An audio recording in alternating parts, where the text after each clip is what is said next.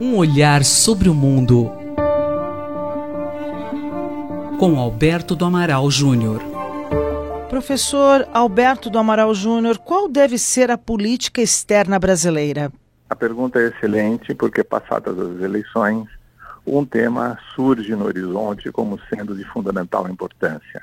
E isto ganha ainda mais relevância porque esse assunto praticamente não foi discutido durante a campanha eleitoral como muitos outros. Nós precisamos começar observando que a política externa é uma política de Estado, ou seja, ela deve ser uma política que ultrapassa os governos individualmente considerados. O Brasil sempre buscou, no âmbito externo, uma maior igualdade de poder entre os países, e um segundo traço, que é um legado da nossa formação enquanto país, é a solução pacífica dos conflitos. Mas acho que há, além desses dois pontos que são marcantes durante toda a República, existem algumas questões fundamentais que devem fundar a política externa de qualquer governo para que o Brasil tenha uma proeminência internacional. E as fontes da formulação da política externa brasileira estão no próprio texto constitucional. E o primeiro grande princípio orientador das relações internacionais do país é a prevalência dos direitos humanos. O governo brasileiro deve dar prioridade absoluta aos direitos humanos. Os direitos humanos devem constituir, assim, uma pedra de toque que anima e que dá conteúdo à política externa brasileira nos diversos foros onde o Brasil atua. Há outros pontos importantes no artigo 4º da Constituição. A ideia de que o Brasil deve buscar a criação de um Tribunal Internacional de Direitos Humanos, que não existe hoje no mundo.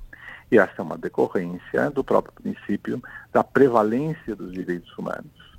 Um terceiro ponto importante que deve ser focalizado é a união dos estados ou dos povos latino-americanos. Nós vivemos na América Latina uma situação muito peculiar e muito curiosa, que é uma retórica de integração e uma prática de fragmentação. O que quer dizer isso? Quer dizer que os governos falam muito em uma integração, mas agem pouco no sentido de torná-la efetiva. A ideia de que o Mercosul não deve ter nenhuma prioridade na política externa brasileira não me parece uma ideia correta. O Mercosul surgiu no final dos anos 80 e início dos anos 90. O Tratado de Assunção, que cria o Mercosul, é de 1991, com a finalidade de proporcionar uma maior inserção internacional das nossas economias e, além disso, de permitir que haja um fluxo comercial mais intenso entre os países.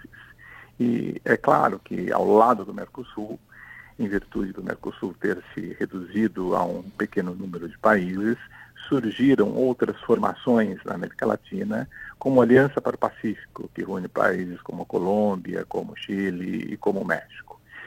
O Brasil, portanto, deve empenhar-se em ter uma atuação proeminente na América Latina, na política externa, como tem tido, e uma das formas de ter essa proeminência é por intermédio de organizações como o Mercosul, como a Unasul e outros tipos de organização que o Brasil possa participar, mas também de dar efetividade a certas iniciativas específicas, como, por exemplo, a integração regional, como, por exemplo, o combate à criminalidade, a proteção da Amazônia.